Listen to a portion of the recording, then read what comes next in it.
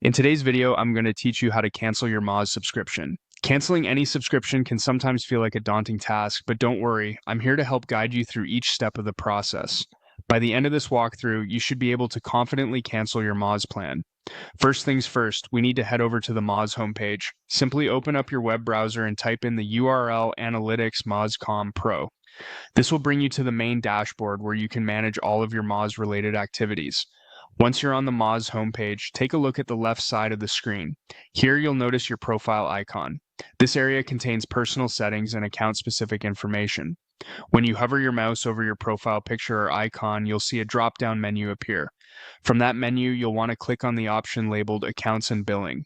Clicking here will take you to a new page where you can see your subscription details. On the Accounts and Billing page, you'll find a section titled Subscription Summary. This section gives you a quick overview of your current Moz plan and any pertinent details you might need to know about your subscription. Now, locate the button that says Cancel Plan. Clicking this button is a crucial step in moving forward with your cancellation. Next, you'll be directed to a cancellation survey.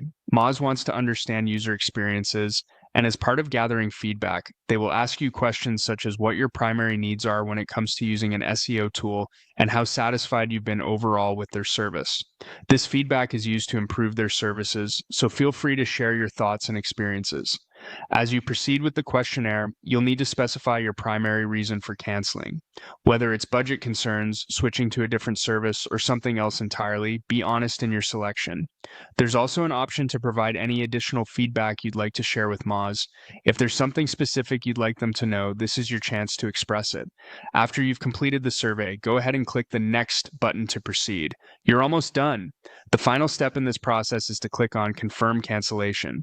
Doing this will officially cancel your Moz subscription. And there you have it. You've successfully navigated the Moz cancellation process. Remember to double-check any final confirmation emails from Moz to ensure everything has been processed correctly.